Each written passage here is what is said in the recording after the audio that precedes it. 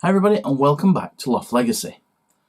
Music plays such an important part of James Bond films. Probably as much as most other films, including the Star Wars franchise.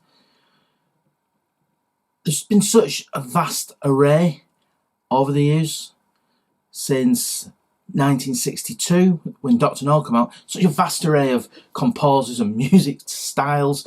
Thankfully some of the music styles aren't with us anymore that have been on the soundtracks, but I thought I'd look and count down my choice for the best Bond soundtrack.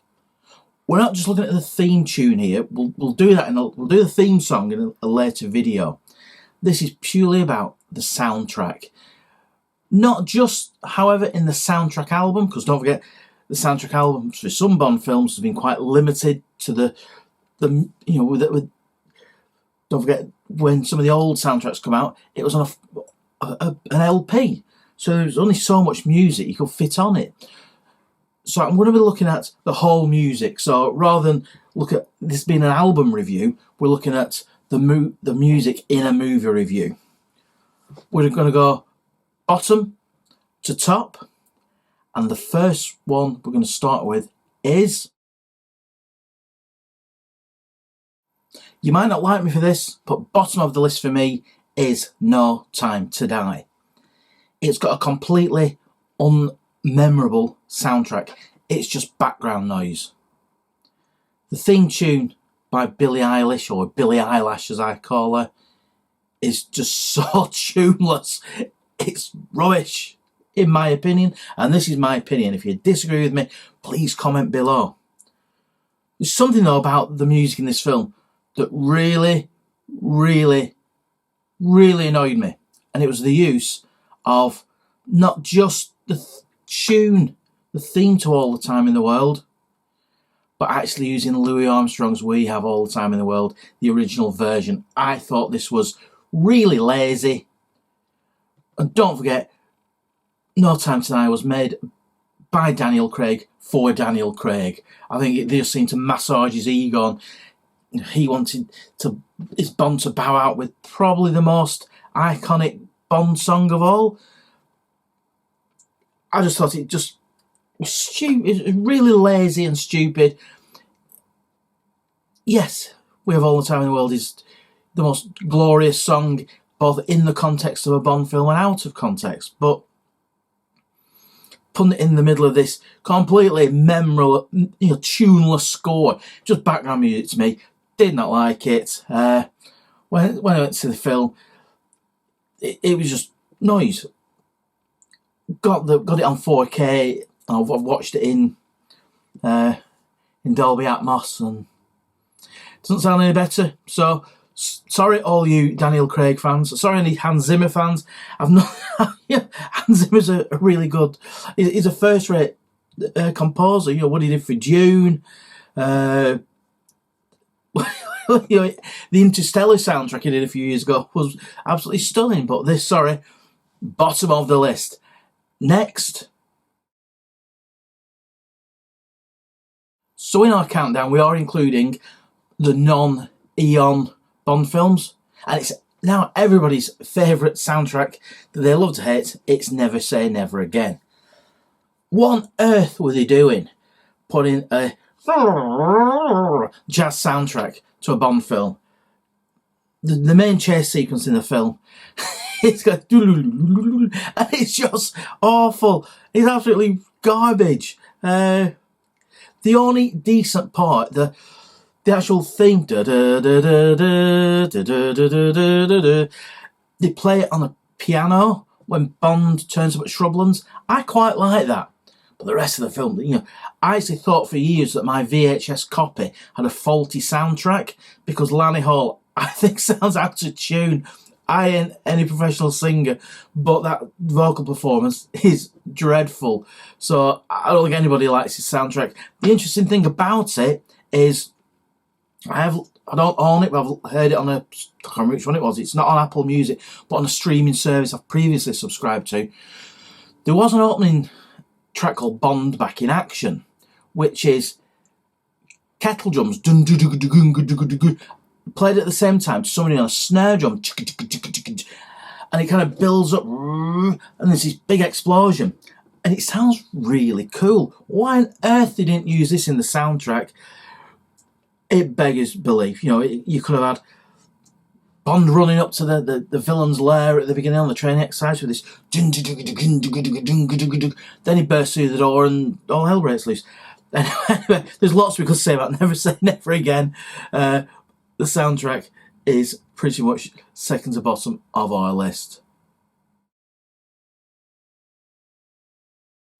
Next is For Your Eyes Only. I recently went to see this again at the cinema. Saw it the first time round in 1981 as a young boy, and went to see it part of the fantastic re-release of all the Bond films as part of Bond's 60th anniversary this year in the UK. The soundtrack, it's disco after disco. This is Queen made an album not much after this called Hot Space, and it was a disco album when disco was pretty much dead, and this is the case. You know, some of the orchestration from Bill Conti's all right on this, who was the composer, but they go into all this kind of disco electronica, and it's just this horrible synthesizer. It's just it's the actual tunes aren't so bad. It's just a really dated musical style. It sounds awful. Even at the cinema, when they go to the top of the ski jump, this is funny, bling, bling, bling, plinky plonky synth thing. It just sounds really dated. And it came out in the 80s, so it hasn't matured well. Title track from Sheena Easton is a good one, but just I think the execution and just how dated, really dated this soundtrack is from 1981 makes it pretty low on our list. Next up is the first one of these that I own. It's GoldenEye. I own it, and this comes with a limited edition gold disc. Can I tell you, the gold disc doesn't make the soundtrack sound any better. It really doesn't. Eric Serra, this is far too avant-garde. It really is. The theme tune from Tina Turner is pretty serviceable, but some of it, it opens up after the titles with "Ladies First," and that's not too bad. But the rest of it, I really don't know. It just doesn't sound. It doesn't sound that great. They had to bring John Altman and David Archie in to actually put some more music in this, some more traditional symphonic music, because the electronic stuff on this is just weird. And at the end, Eric Serra sings his song, "The Experience of Love." Whoever told Eric Serra he can sing, they were lying to him. He kind of mumbles along. I think that's re-warmed up from another film. I think it comes from The Fifth Element or something. It's pretty awful. The John Altman and David Arch traditional synthesized music, traditional symphonic music, is good. You know, that's pretty good. And but the Eric Serra stuff's horribly. It's not even dated. It's just weird. It has not. You know, I'm a big fan of GoldenEye. Pierce Brosnan's first and greatest Bond film, but not wrong soundtrack for that film.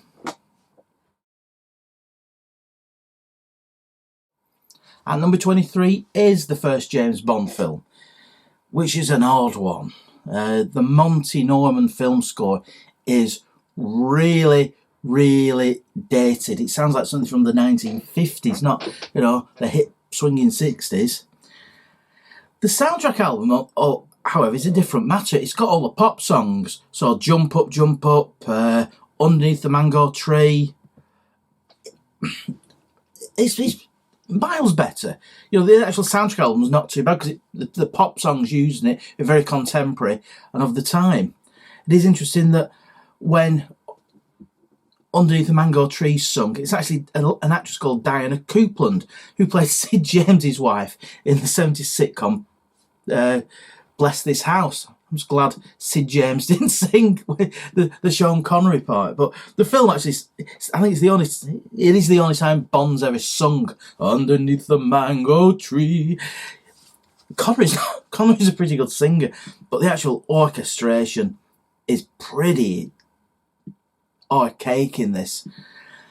Now, the John Barry arranged Monty Norman James Bond theme stands out, and that obviously is carried on right through the day, and it's the musical motif of Bond. So that's superb. It's carried on today. It's so far down the list because the Monty Norman orchestration is pretty, it's pretty 1950s. Hasn't aged well. Next up is the original movie Casino Royale from 1967. Look, nobody's a fan of this movie. It's absolute garbage. It really is. But some of the music in it's pretty good. The opening theme from Herb Albert and the Tijuana Brass. It's really good fun. It's probably more akin to an Austin Powers movie, but it's enjoyable. And I think the soundtrack's enjoyable. It's the only enjoyable thing about the film, to be honest. However, it's got one classic song, The Look of Love, by the great Dusty Springfield. That's good enough to be a Bond theme, so shame it wasn't. But Casino Royale, it's worth a listen, but I put it in the list anyway, just for completeness. Skyfall by Thomas Newman. It's alright, it's serviceable, it's pretty steady. I don't like the song from Adele. Adele's voice I find slightly great, and I know she's incredibly talented, incredibly successful, incredibly popular. Sorry, I ain't a fan, and that's nothing against her, I just don't like her voice. It's alright, Skyfall. Yeah, it's pretty straight, solid Bond soundtrack that does the job, but nothing that stands out. As is the next on the list, which is Spectre. It sounds to me like both soundtracks were written together. I think the theme tune to Spectre is slightly better than Skyfall. Who's it? Sam Smith, is it? Sam Smith. It's alright. Never quite gets going, the theme tune. But again, it's an alright soundtrack. Does the job. Pretty serviceable, but nothing particularly memorable. But then again, nothing particularly horrific in it as well. Next is 1977's The Spy Who Loved Me. Whilst I've not looked favourably on For Your Eyes Only for its disco theme, this is prime disco territory, and the track Bond 77 puts a great big thumping disco beat behind the Bond soundtrack. Yes, it's horrendously dated, but as a period piece with Roger Moore in the huge flares and the fashion, it actually stands up pretty well for a film from 1977. The track Nobody Does It Better by Carly Simon is a classic. Why they put the weird vaudeville "Nobody Does It Better" at the end in it, I really don't know. It is a bizarre decision, nearly as bizarre as the duck whistle from The Man with the Golden Gun. But yes, very dated, but wonderfully dated, and the film is very much a film of 1977 with the fashion and Roger's gear and all that. So this kind of adds to the charm of the period. Next is the first on this list by the late great John Barry. Yes, the most influential and the greatest Bond soundtrack composer ever. Thunderball, I think, is his weakest composition because it's a little bit repetitive. I don't actually blame John Barry for this. I blame the excessive amount of underwater time. There's only so much you can hear. Da, da, da, da, da, da, da, da, da, da. There's not much going on, so it kind of meanders along with the grindingly slow underwater themes. I actually thought this was a limited edition 30th anniversary, 30 years ago. And this has got an extended Thunderball scene, an extended Thunderball suite on it, which is 20 minutes long. So it's another 20 minutes of da da da da da da. Yeah, I don't know why they put more of the soundtrack out. Not a bad soundtrack. The theme tune from Tom Jones is a belter. Apart from Tom faints at the end with it, it's the high notes. Legend has it, he fainted. Glad he recovered, because I think we all like Tom Jones. Another John Barry one next, and it's Diamonds Are Forever from 1971, which I own on cassette. Quite a mellow and soft and fairly gentle soundtrack. Bit of lounge music in, bit of circus music, so it's quite a mixed bag of this from John Barry. Diamonds Are Forever, the theme tune, is a real classic from Shirley Bassey. One of the best. So, not bad soundtrack, pretty steady. Probably better than the film, actually. But we'll review the film another time. We've already mentioned it with that ridiculous duck whistle, but next is The Man with the Golden Gun, again scored by John Barry. He says it's his least favourite Bond soundtrack because he said he was slightly rushed it. I went to see this a couple of months ago, re-released at the cinema. You know what? It sounded great. I've never really appreciated this soundtrack as I did at the cinema. Probably because the cinema's got far better hi-fi equipment than me. I think it's underrated, the soundtrack. The theme by Lulu, again, it's alright. It gets a bit of a panning, but I think it's alright. It's fine. I do like it when there's a different version at the end, again by Lulu, when they're sailing away in Scaramanga's junk. But yeah, underrated, this one. The Man with the Golden Gun from 1974. Next is 2008's Quantum of Solace by David Arnold. I'm a big fan of David Arnold, and I think he should be doing the Bond themes today. I think he should have been the permanent replacement, as he was for a little while, from John Barry. But I think this soundtrack's very good. It's probably the best thing about the film. I even like the opening theme. Apart from it feels a little bit unfinished. It really does. It's alright, but it just feels like it sounds like a demo a little bit. As does the whole film. The whole film just feels a little bit unfinished and half cooked. But the soundtrack's good. It's a good, solid David Arnold soundtrack, and this is why it's probably higher than most people would have thought. You Only Live Twice, the theme tune by Nancy Sinatra, is probably these days remembered more from the sample of do do do do do do do by Robbie Williams on his great song Millennium. What a fun pop song that was some time ago now. To me it seems like a modern song, but yeah, it's the Millennium's 22 years ago. A lovely musical motif that runs all the way through the film, all the way through the theme song, and this is when we start to get in peak Bond territory. A good theme that runs right through the whole soundtrack, through the whole film. You come out the movie theatre and the theme is in your head. You watch it on TV, and you're whistling the theme the day after. This is the start, for me. The ones on from here are the ones I enjoy the most. A controversial choice maybe next, but it's David Arnold's Die Another Day. Now, the theme tune to this by Madonna, most people hate it. I actually really like it for some reason. I'm not a Madonna fan. I've never bought a Madonna record. I've never seen her in concert. I've no intention to do. But I quite like it. I don't know why she says Sigmund Freud analysed this. I just think it's something a little bit different and quite memorable. I quite like it.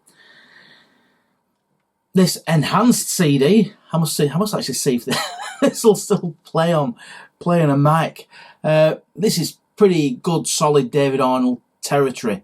A good soundtrack for, yes.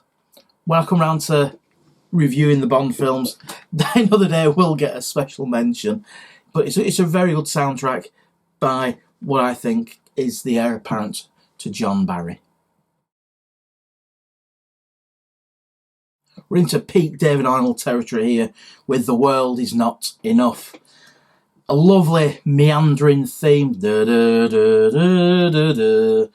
Not that keen on the delivery by Garbage. For some reason I've got a CD single. CD singles. Remember these? Older folk like me? There you go. Garbage. And the singing of this by Shirley Manson, I think, was garbage. Not good. A poor delivery of the theme song to a very good soundtrack. You know, what this theme that goes through it by David Arnold, I think that's what he's best at. Good soundtrack, not the greatest theme song. At number 11, something completely different. We've got the one soundtrack that was produced and arranged and written by George Martin of the Beatles fame, which I own on cassette. The theme tune to this is Stella written by Paul and Linda McCartney and performed by Paul McCartney on Wings. It's classic. And that da-da-da, it meanders the way through the film. Could argue it sounds a little bit dated, but it's quite a kinetic soundtrack that picks up during the action sequences. For a one-off, for a curio, George Martin, 1973's Live and Let Die. We're into the top 10 now, and in the 80s, Bond tried to outdo all other movies by who sung the theme tune. And at number 10, it's A View to a Kill, which is famously sung by Duran Duran. How big was the news that Duran Duran was singing the Bond theme tune, and the music video, the pretty awful music video, apart from it's quite funny where Simon Le Bon goes, Le Bon. Simon Le Bon. It's incredibly cheesy, it doesn't take itself seriously. A great theme tune as well. The soundtrack is a good, solid John Barry soundtrack where the main theme goes right through the film. I saw it recently at the cinema and it really was excellent. It's an excellent soundtrack in, you know, pretty good traditional Bond mid-80s territory. At number 9 is John Barry's Octopussy, which I own on compact disc.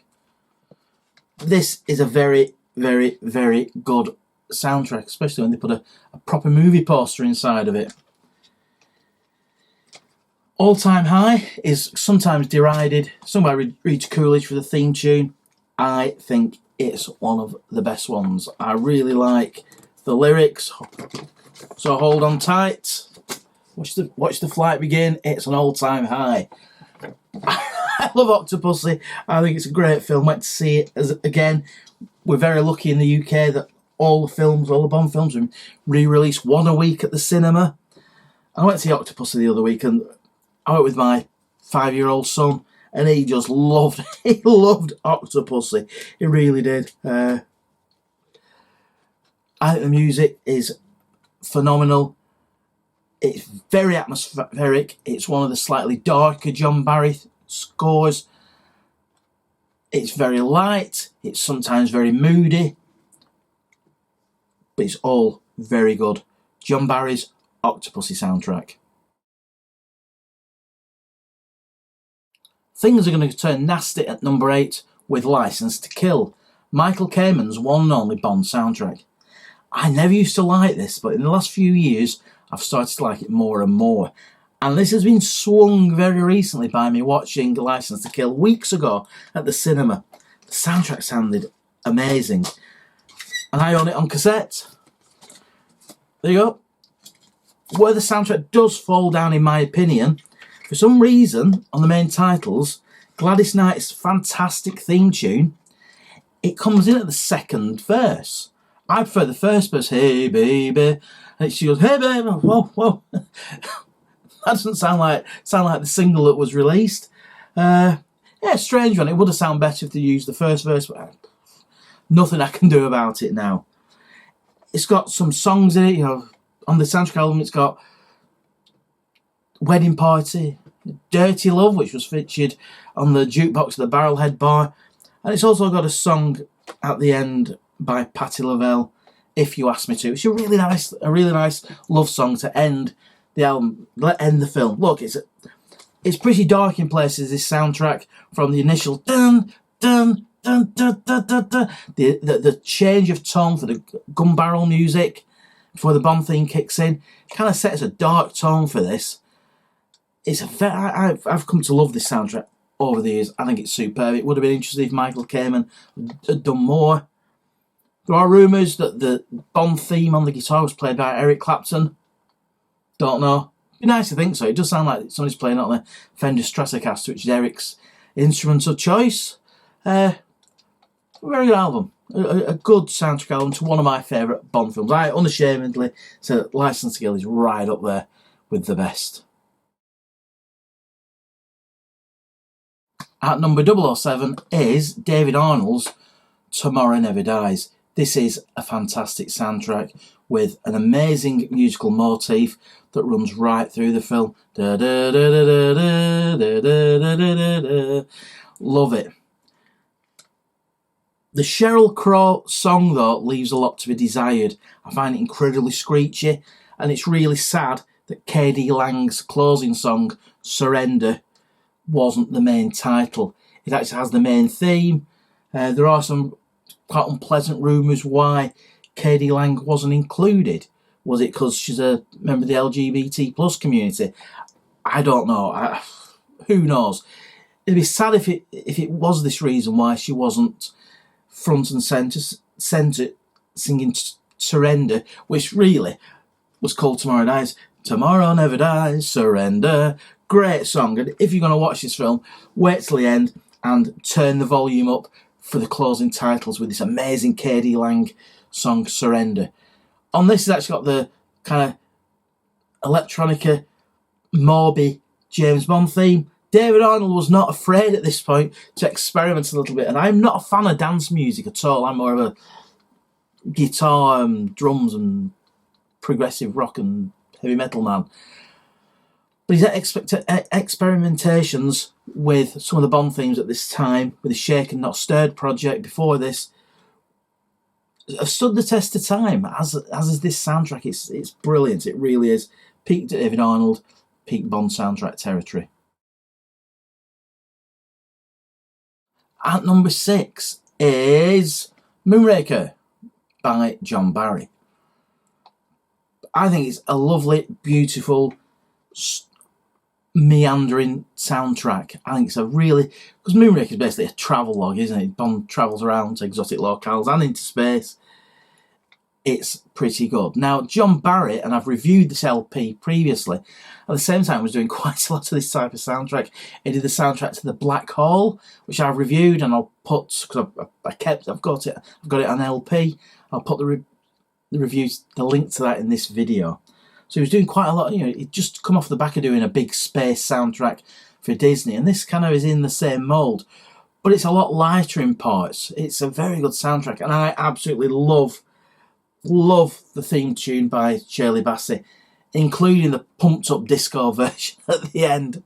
Why they put that in? It's all very good fun. Take Me Around the World One More Time, then Shirley Bassey starts singing disco to you. What a way to end a film. Very good soundtrack. Probably a little bit underrated, but I'm a big fan of this soundtrack nevertheless. At number 5 is David Arnold's Casino Royale. I think this is a terrific, terrific Bond soundtrack. The best one of both the Pierce Brosnan and Daniel Craig eras. The theme tune by the late great Chris Cornell is one of my favourites. The lyrics are superb. and that da da da da da da da da da carries right through the film. This is one of the ones I love, where that tune gets into your head. You come out of the theatre, you watch it at home, you're still whistling.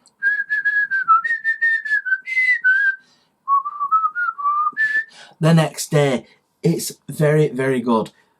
Light and dark, heavy, mournful in places, but a cracking soundtrack.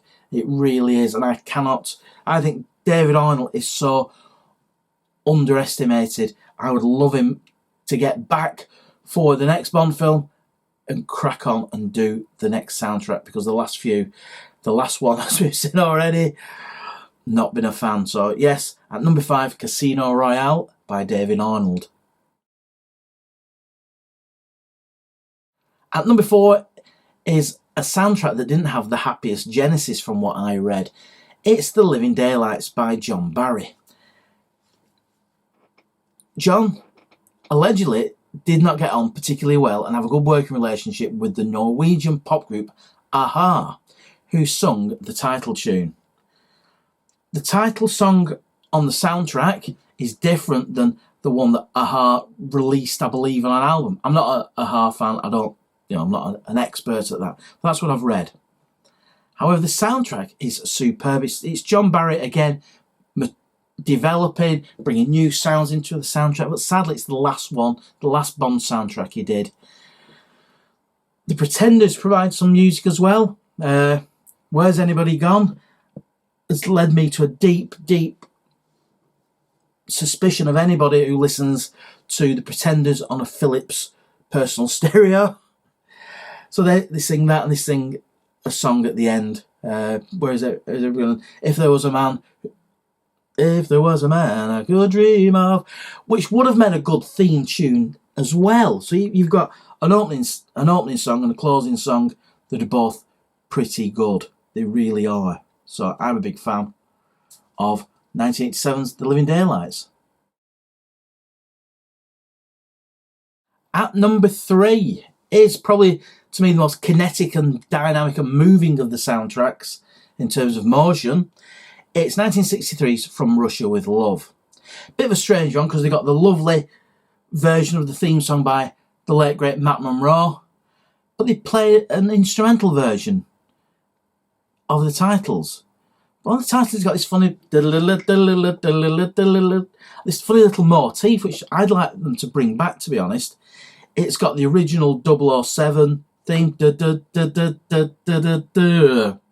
which I like, but it's a soundtrack that always seems to be moving, when they're on the train, always in motion. It's a lovely soundtrack, this, that really does demonstrate motion and romance, and it's, don't forget, we're only on the second Bond film here.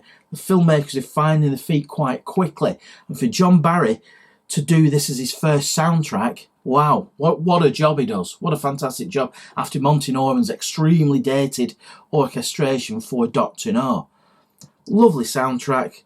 The vocal version of From Russia with Love is brilliant, which you only actually hear on a radio, which is when Bond and Sylvia are doing a bit beside the canal or river, whatever it was. A river, not a canal.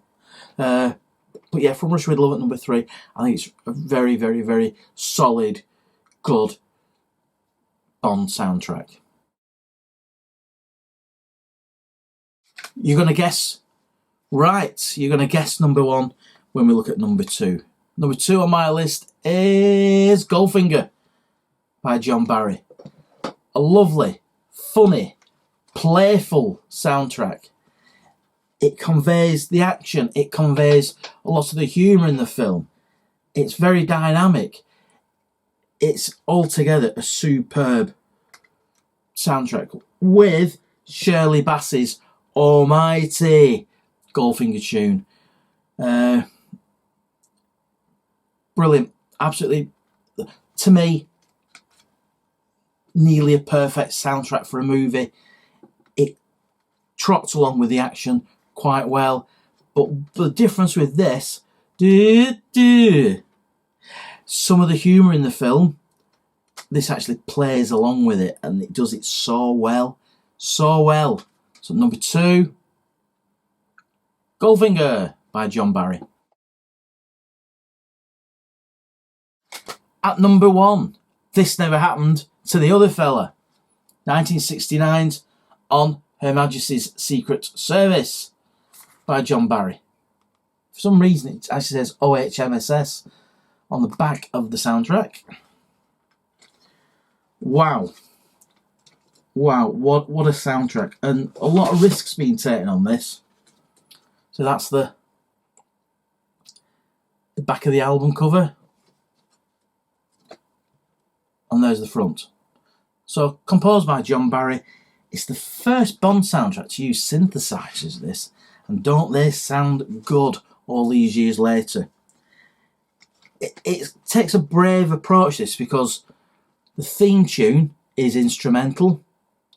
The main song, We Have All the Time in the World, sung by the late great Louis Armstrong, comes as a romance montage well into the film. And the theme to them both, it interweaves through the whole film. We Have All the Time in the World and da da da da da da da da. You've got 2 extremely strong pieces of music here that interweave through the film. Now, being a Christmas Bond film, there's actually a Christmas song in this with Do You Know How Christmas Trees Are Grown by Nina, whoever Nina is. La la la la la la la. Yes, it's all very, very silly. It really is. But it reminds you that it is a Christmas film and there are Christmas trees and Christmas decorations up in Piz Gloria. A superb Bond film. Ironic that the top of the list, this features the same song, We Have All the Time in the World by Louis Armstrong, as the soundtrack at the bottom of this, No Time to Die.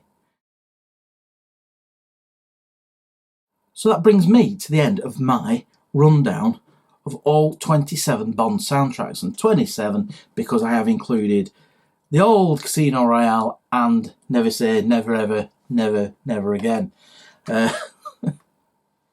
For completion, look, I think music in Bond films is more important than any other franchise or film series. Most Bond films are completely unconnected. There's very little canon in Bond films historically. I've not liked the way in the Daniel Craig films where it's all got to link together and all the films have got to tie together to tell one story. Going forward, I really don't want that. I want Bond films that are standalone, have their own individual musical statements. I'd love David Arnold to get back into the composer's chair because he did such a great job after John Barry stepped down. Look, John Barry's still the number 1 composer, but what fun have we had over the years from, Bond 77 and a thumping disco beat to,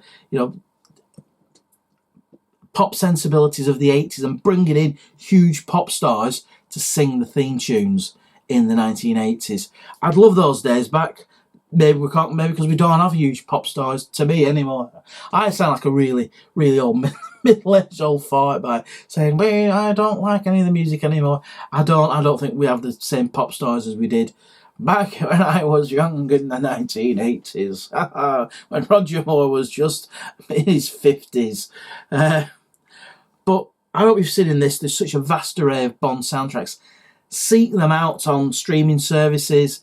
I've seen recently, somebody the other week bought a View to a Kill LP from a charity shop for about £2, which I was very jealous of. So I look in charity shops for old Bond soundtracks. If you subscribe to streaming services, check them out. They're very entertaining, but the main place is in the Bond film. So this weekend for us, it's Tomorrow Never Dies, which I will be talking about after the event. But it's been so good to see and hear the Bond films on a big screen. The screen's been in 4K in 2020. It's been superb. So I'm going to leave you at that. I've got to put these back on the shelf, tidy up after myself, dragged all these out.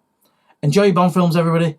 If If you like this, please subscribe. We're going to do lots and lots and lots more Bond content and some other content. 'Cause this isn't just a Bond channel. We're going to do lots of other things on how I waste my time. Thanks for watching, everybody. Take care and hope to see you again really soon.